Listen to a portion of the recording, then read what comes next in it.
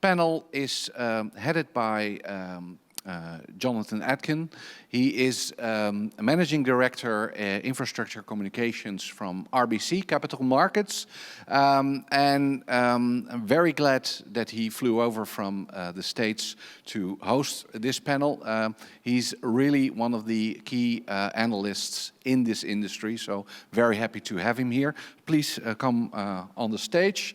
And then what's your most pressing question that you would like to get out of this distinguished panel? I think we have a lot to talk about with respect to Alex's comments, and if anybody has any rebuttals about the relative importance of different markets within Europe, and we'll talk about supply chain and sustainability. So we'll have an exciting 40 minutes ahead. Perfect. Okay, I'll leave it over to you. Great. So please come on up. You can do it by yourself.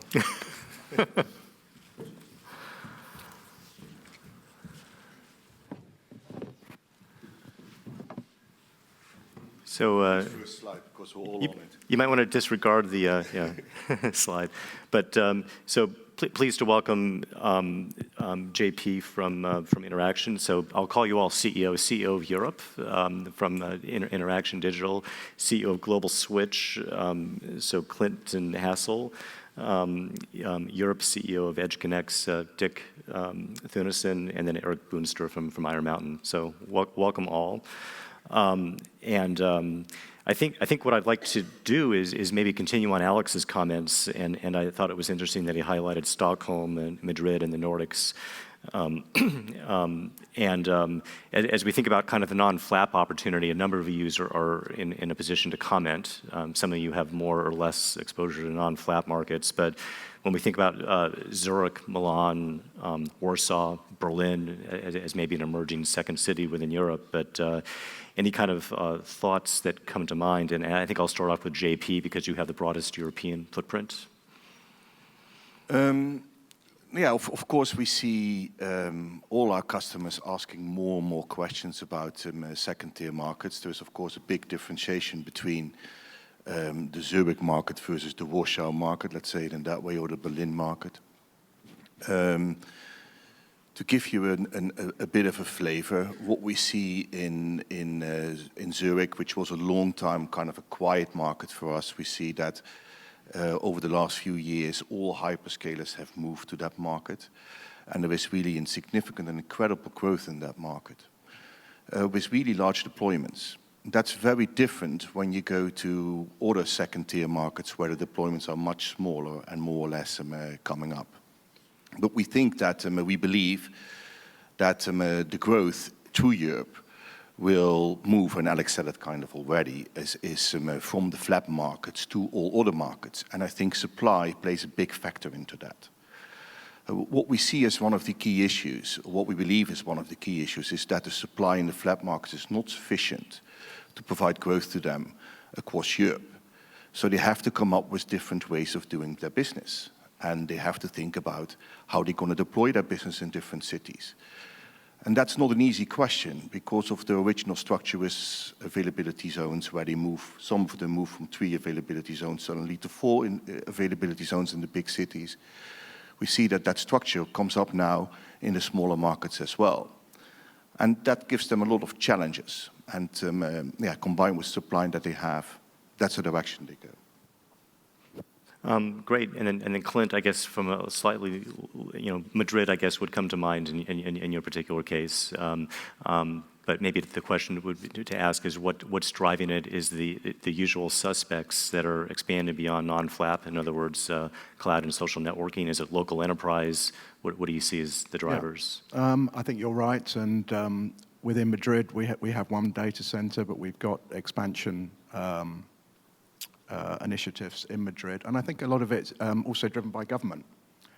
So Madrid is a very large country in Europe, has maybe not invested as much within their data center infrastructure in the past, and COVID may have caught them a little bit on the hop.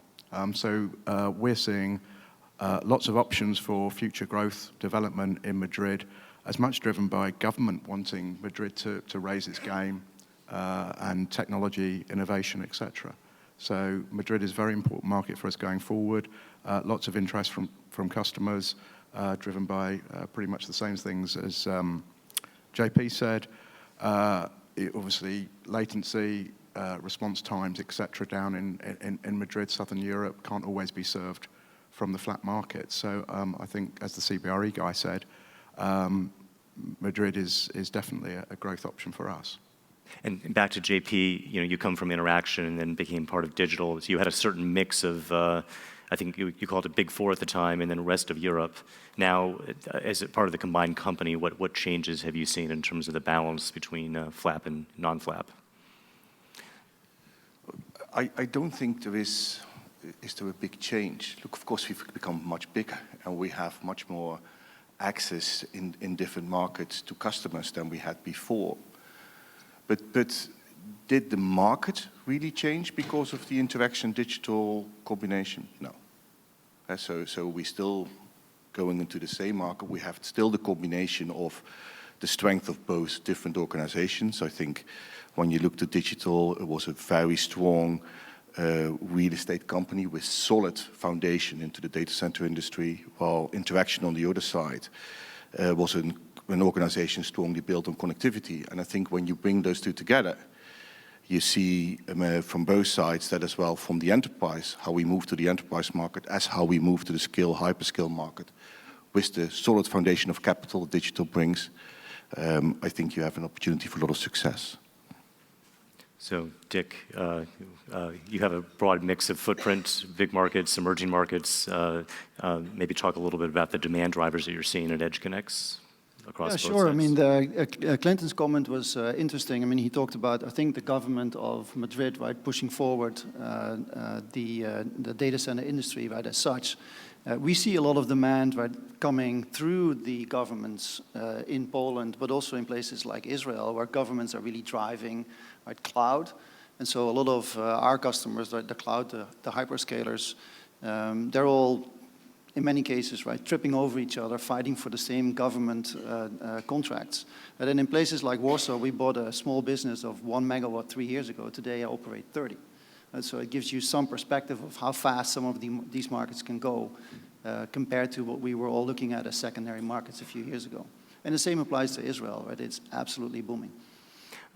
So do you see, you mentioned a lot of cloud companies competing for the same contract. It might be enterprise, it might be government, a lot of active buying behavior, but at the end of the day, there's only a smaller number of winners. So is there a risk of overdevelopment on the part of data center developers to respond to that demand when it might be only Amazon or only Google that ends up Well, if growing? you were to go about this business as we did 20 years ago and open your doors before having any contracts, I would say yes. I think we have smartened up, and yes, some of them are fighting for the same contracts. But all of these markets are growing, and as JP is saying, we see them go from one AZ to multiple AZs, and so it is just expanding. And the challenges we see are more on the supply side in terms of permitting and power and land. Then right, it is really on the demand side.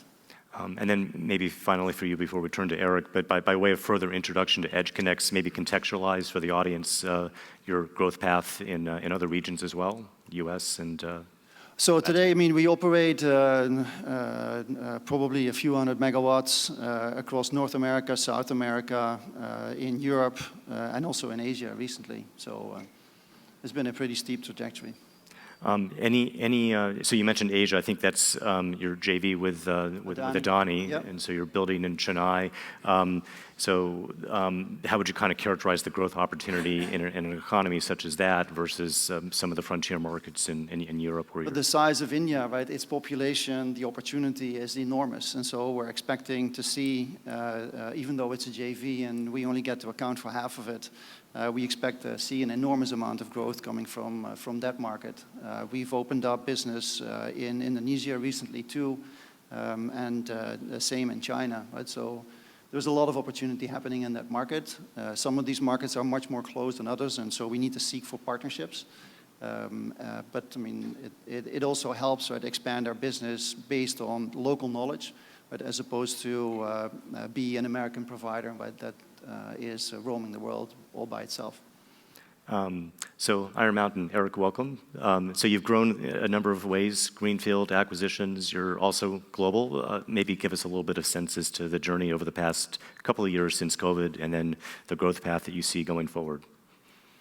Yeah, I think as Iron Mountain, we're quite new to the industry, I would say, especially in Europe. We started about 4 years ago. So compared to my colleagues at the right, you know, we still have a growth path in front of us. We're global, so we are in many places in the United States, Asia, started a joint venture in India, the place to be, right? And I'm in London, Amsterdam, and Frankfurt at this moment in Europe. Do you want to be in more places in Europe? Yes, we want to be, but you know, it's time restricted. We can only grow easily at the time, so our growth path is especially in these 3 regions. And we're closely watching the other regions we just described. And I think globally we have a couple of 100 megawatts available at the moment. And in Europe, for the last 4 years, we grew 3 or almost 4 times the size. So going fast. So question about hyperscale demand, which I think was kind of the thrust behind Alex's comments as growth drivers in Europe, 87%, I think was the stat he gave. Is that reflected in the growth that you see at Global Switch? Is the list of logos broadening to include other social networking companies, software as a service, or is it primarily a fairly static group of cloud providers that are just expanding their footprint? I think with Global Switch and like Interxion, we have a significant connectivity community. So we attract customers from across the spectrum, enterprises, the hypers, other cloud platforms, or content providers. So it's quite a mixed customer base. Obviously, the growth is coming from the hyperscalers, but that's a relatively narrow list of customers, as you say. I think in future we're also looking at how the enterprises adopt cloud technology, the route to market to those enterprises. We've got quite a diverse number of SIs, ITSPs, MSPs, who I think after the disruption that the cloud caused to their businesses, are redefining themselves in the new digital world, and they're the route that I see as the priority for us to develop enterprises to take advantage of the cloud.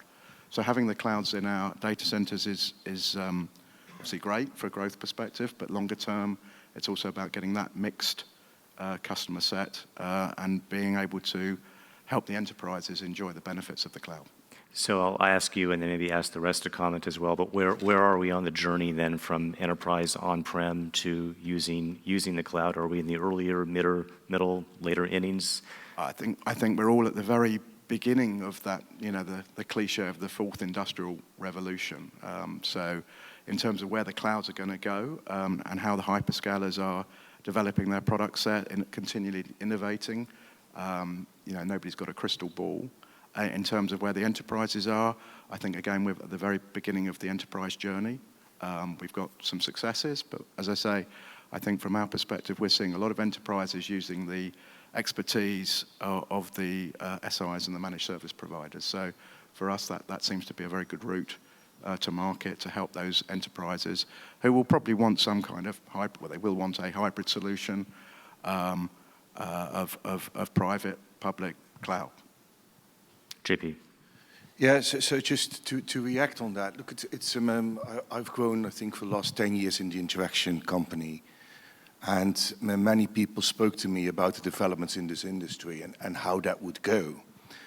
And it's quite interesting that when you look back, it's completely different as everybody more or less thought it was going to be. Because from a hyperscale perspective, if you actually would have asked me today, and if I would have kept to my words 10 years ago, they would all build themselves now, and they don't. So when you look to the enterprise prognosis, they would all be in the cloud at this point in time, and probably in one of the clouds, and they are not. So, and then you have the second tier, or the next tier players, like the ServiceNows and the Workdays that are coming up, etc., in this world, and getting bigger and bigger deployments. So that the market is changing, I think, is clear for everybody. And I think when you look to the enterprise journey, where the enterprise originally thought they were going to one single cloud, and any enterprise in some way is doing something with cloud, you see now that they really go for multi-cloud. So they have stuff in all their clouds. And to get this seamless transition of data between all the different things that they do, they need somewhere on-premise as well. So they need a piece of that as well. So that changes our industry, and that changes their way of thinking. But the evolution, I think that was Clinton going to, is of course going much slower and different than we all thought. But there is such an opportunity, I think, in this market, not just for us as digital, but for all of us in this game, and we've only seen the beginning of it. But still, I believe that at a certain point, this hyperscaler is going to build more themselves. And there were lots of struggles in governmental struggles. Do you get permits, yes or no? Supply struggles. Do they have the organizations to really do that? Etc. At least they have the capital for sure. But that direction is going to take at a certain point, it is going to fly at a certain point in that direction. Does that mean that they're not going to do business with us? No, I think they still will, but it will change. So you mentioned self-build, and Dick, over to you. You've been in this industry a long time. How would you characterize the mix of self-build versus leasing? This kind of gets into maybe supply chain, which is a topic I wanted to raise with all of you. I think it's affecting everybody in the industry to varying extents. But how do you see supply chain challenges in 2022 compared to last year? Is it affecting your customers that want to otherwise self-build? Is it affecting companies like yourself? Well, first of all, thank you for not asking me about enterprise. It's difficult, I think, to say that there is a specific proportion between self-build, right, and leasing capacity from providers, right, such as us. It is a movement, right, that over time changes as capacity demands changes, as certain preferences that we see with those type of customers, right. Internally, they sometimes go all over the map, whether they prefer to build themselves, right, or go somewhere else. In many cases, we see that those decisions are time-driven. We, in many cases, are able to build faster and in different locations than they can. And so, in the end, it almost feels like they don't have a choice but to go with somebody else because they cannot do it themselves. It sounds a little bit harsh, but I mean, in all honesty, that's what the reality is. Supply chain in this particular case is not helping. I mean, do not underestimate how demanding these customers are. They are extremely demanding from a cost perspective, but certainly from a timing perspective.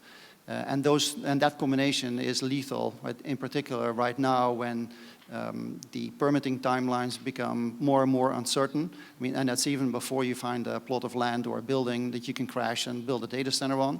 And then on the other side, it proves to be more and more difficult to be able to build fast because the timelines for all the components that we need to build a data center have just moved out and out, right? And that's aside from them becoming more and more expensive. And so the whole paradigm is just becoming more and more challenging, right? Customers have very little sympathy for things taking longer and being more expensive. And on the other side, we have governments and real estate owners that are trying to drive us crazy, quite honestly. So, you know, that's what we do on a day-to-day basis. So back to JP, I guess there's a lot to unpack in what Dick responded to. Yes, so on the supply chain, so yesterday we had another call internally about supply chain, and it was about the Ukraine war, only started a few weeks ago, and of course, incredibly sad what's happening there. But I never realized that so many spare parts were actually produced in the Ukraine. And that means that also affects the supply chain moving forward. So there was already a delay in supply chain because of COVID, logistics, permits, all this kind of stuff. But now there is an additional element on top of that because things that happen in the world at this point in time. So of course, supply chain is going to hit all of us in a certain way. And it will cause delays. It's just a fact of life. Yeah. And we need to plan for that in a different way as an industry moving forward. Well, and hopefully we'll get some sympathy from our customers. I mean, that would be really nice. particularly if they're facing bigger challenges than you are. Yeah, they are. Yeah, absolutely they are. But again, I think the challenges that they have internally, right, they don't look at those challenges the same as we do. Enterprise. Get fine. Yeah, so we all talk about hyperscales nowadays, right? And there's a good reason for it. I believe that the hyperscale business will be 3 times the size in 2025. So they need us, right? So they can't build themselves all of it, so they need us, that's for sure. Supply chain issues don't help, right? Ukraine war, cost goes up, et cetera, et cetera. But in the end, you know, there's still a lot of enterprise business as well. So what we see is that a lot of customers, not being hyperscalers, but hosting, cloud providers, banks, all of these customers grow as well. So I think it's a mix. And we want to serve all of them, but I think that's the biggest challenge for our business, right? So we thought they would build for themselves. We would focus on enterprise, having some of the hyperscale business, but now it's such a huge impact on our industry. We have to build differently. We have to think differently. We need other contracts, new policies, right? It's changing our industry big time. So for us, you know, we want to do hyperscale, we want to do enterprise, retail, everything. It means, you know, you have to have a different business model and also different, you know, different teams, different construction, different standards. So it's a big impact on our industry, and I think it will be even tougher for the next years to come. I think it's also about partnering with your customers, particularly with the hyperscalers, understanding their demand, mapping it to your supply. And if you can have those trusted conversations, then that will help in terms of managing expectations as to when capacity is available. So that's one way of overcoming those supply issues or those logistics issues. Typically, the hypers are buying 12 to 18 months out anyway, so that does give you a little bit of time to manage. When it comes to the enterprises and the connectivity customers, obviously shorter lead to market, so you do need a different approach. So I want to take advantage of the fact that we're here together, and if you do have a question for the panel, make yourself visible and raise your hand, and I'll call on you, time permitting. Energy costs, which was becoming a big topic in Europe and globally, and kind of accentuated by the crisis in Russia, Ukraine. Maybe talk a little bit about what your kind of development, you know, what's the technical specification that might have changed when you build a wholesale or hyperscale facility now versus a couple years back. Obviously, there's an alignment of interest because your customer is going to benefit the lower your PUE is, and a lot of you have an energy pass-through model, so it's not that you're affected directly, but anything around the design side of things, or when it comes to sourcing renewable energy, your customers probably want to have some sort of a green attestation. So energy environment in kind of one sentence, and how is it affecting your development pipeline? And we'll start with Clint. Well, obviously energy costs were a challenge pre-Ukraine, and obviously Ukraine is making that even more difficult. I think, you know, whether you're in business or a consumer, it's very obvious what's been happening in that market or in that supply chain. So with customers, it's about, you know, honesty and transparency. Some difficult conversations. Obviously, nobody wants to be paying higher costs, but nobody buys at the bottom of the market either. So you know, we're making use of our expertise in that area to try and get the best deals we can for our customers.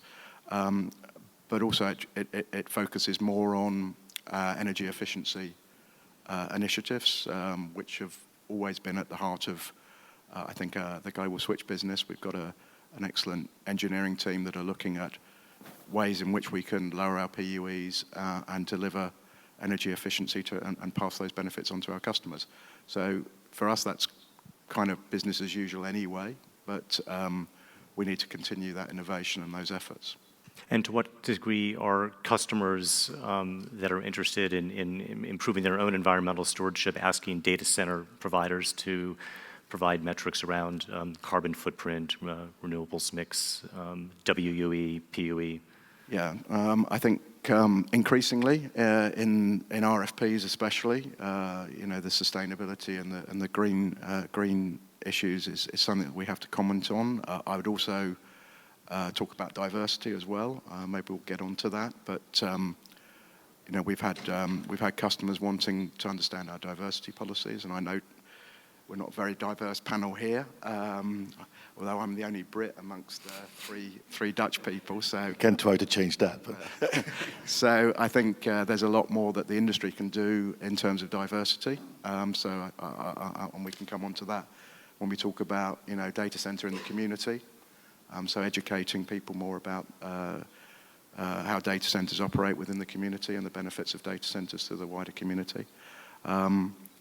So yeah, we see those questions coming up, and we've got commitments to carbon neutrality, renewable energy, etc. JP. yeah, it's a bit along the lines, I think, what Clinton said. Look, we can't change the energy pricing as such because the energy costs just go up. I can't change the world, so that's not what I can change. But I think what we try to drive as digital is continuous innovation into our data centers. And Lex is a key example of somebody sitting in front of me who is doing that. To work together to make sure that they are very energy efficient, but also very environmental savvy. So think about water, think about reuse of equipment, almost everything in line with the European Climate Neutral Data Center Pact, that we of course are a big sponsor of.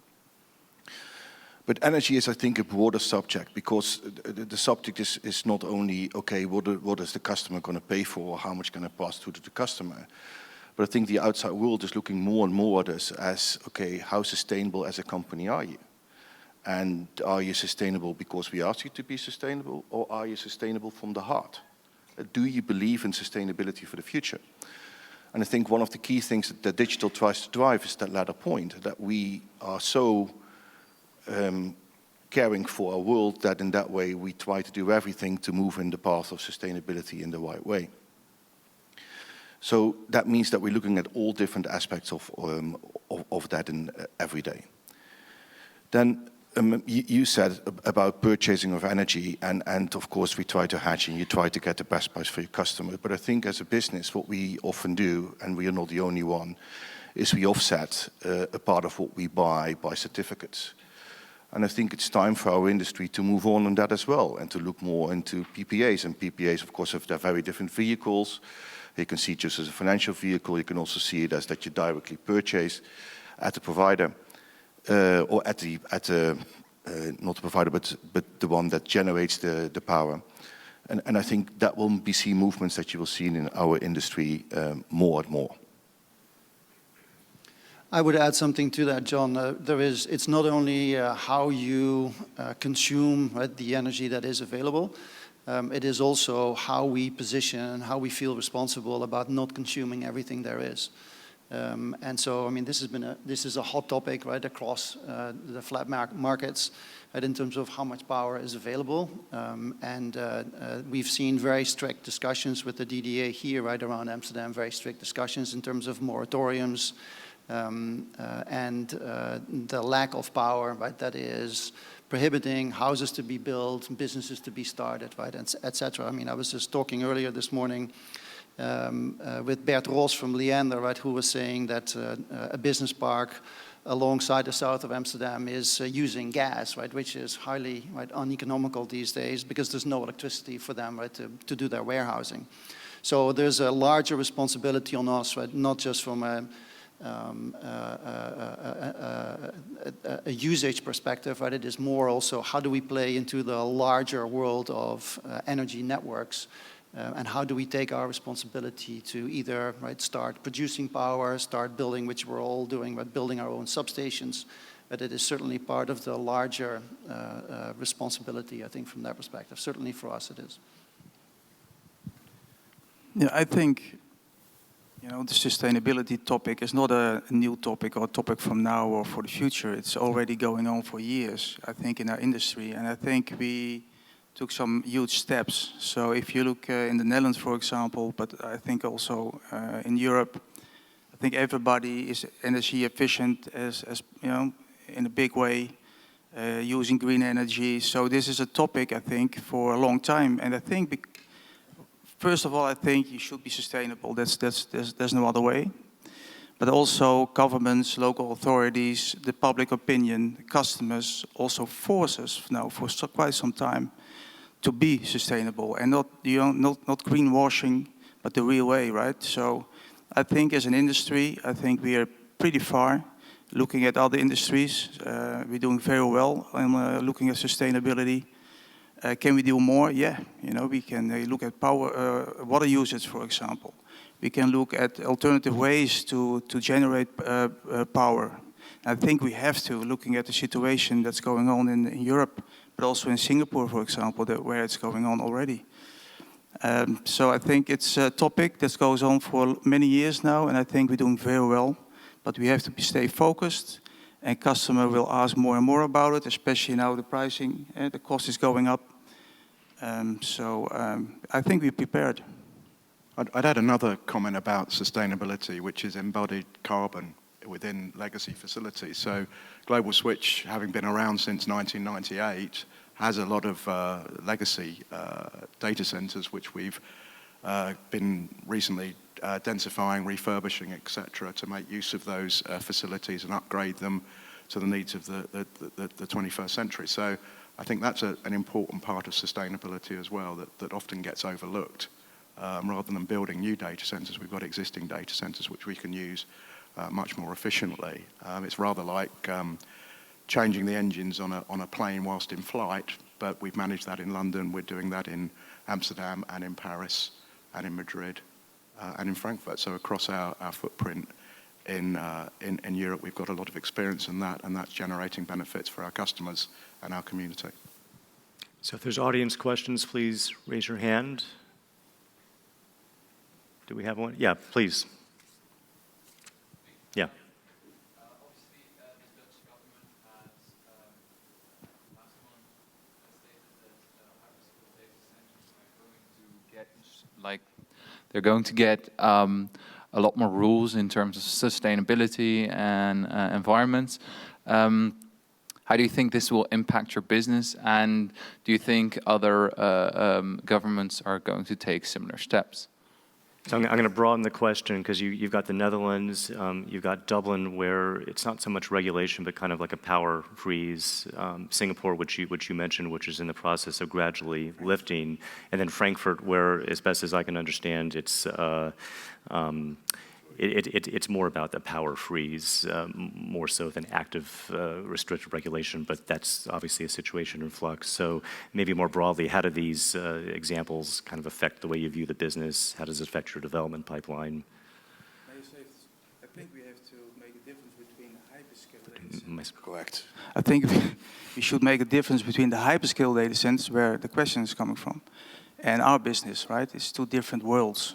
And as what we see now in the Netherlands, we had a data center stop for some time, right, in 2020. And I think, especially due to the Dutch Data Center Association, led by Stijn Grover, did a great job, I think, making a good arrangement with the local government. So we have a good deal now, and we can grow. The latest developments are about hyperscale data centers, right? 70 megawatts plus.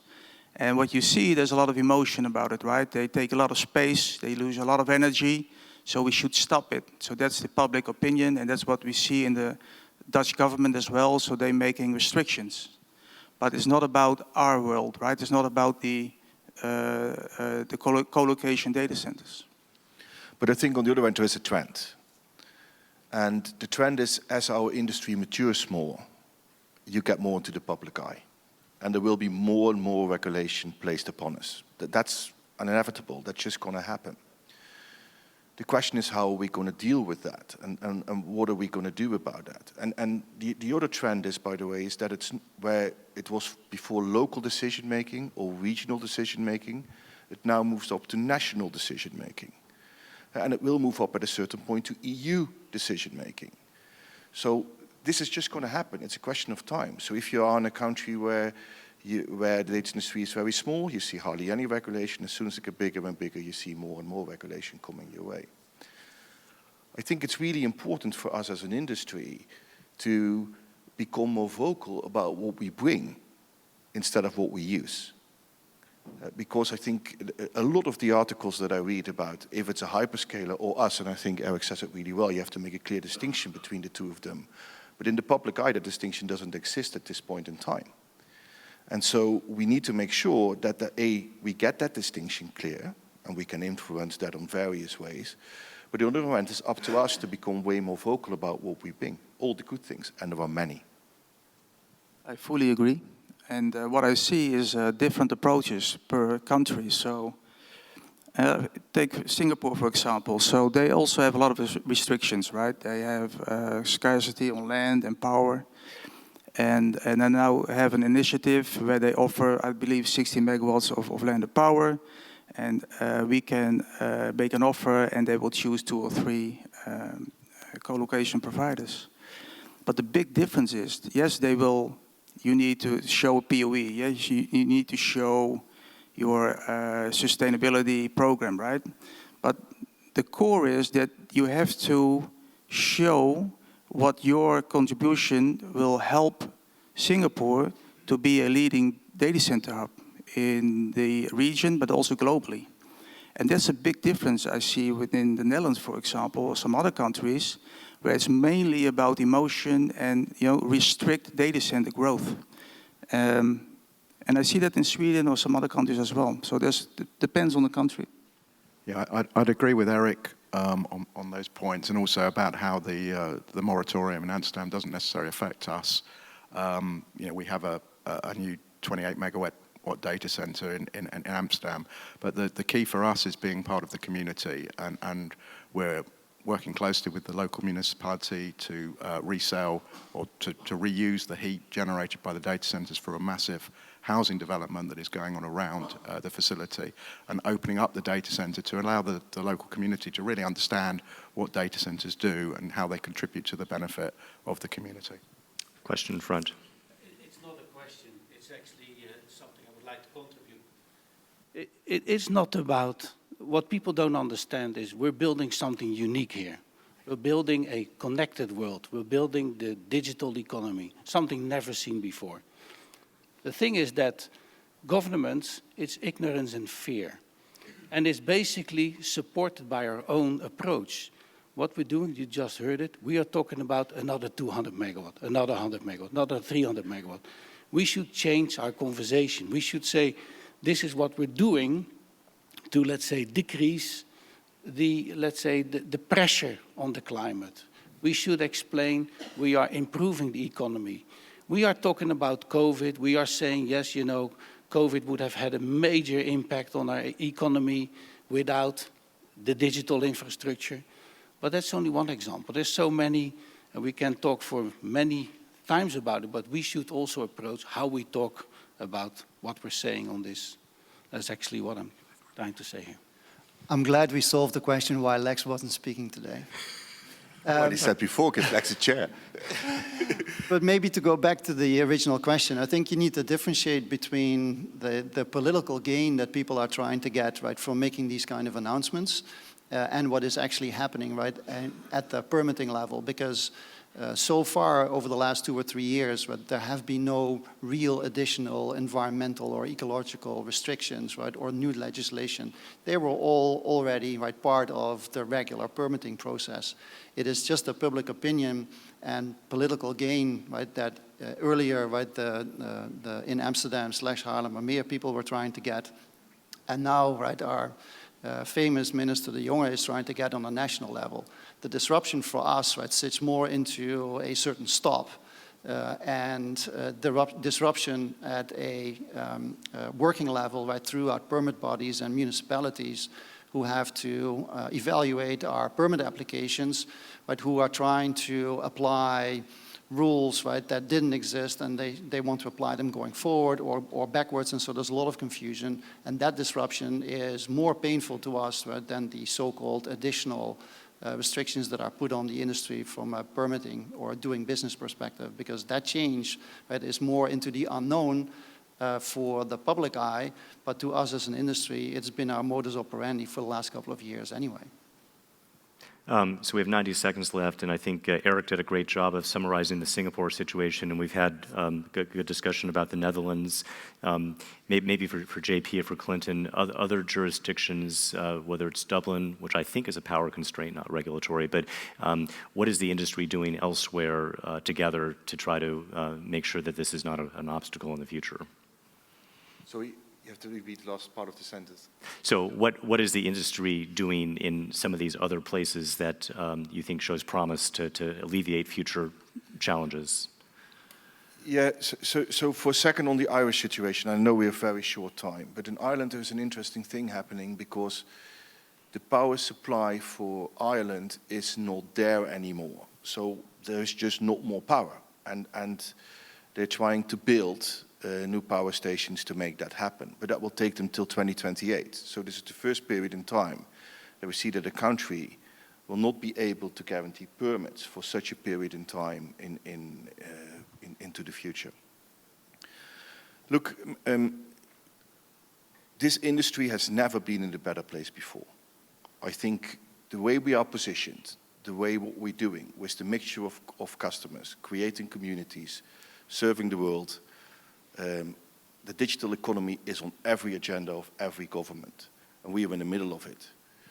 So I think the future is laughing at us, and I think you saw it in the numbers of Alex. But I think when you hear us speak as well, there is a huge future ahead of us, and we've just seen the beginning of it and not the end of it. So I'm looking forward to it.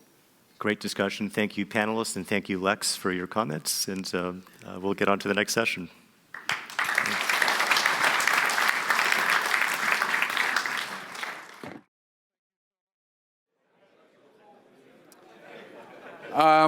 The next panel is the panel about the European digital infrastructure. And I would like to get on stage Thijs Poortvliet.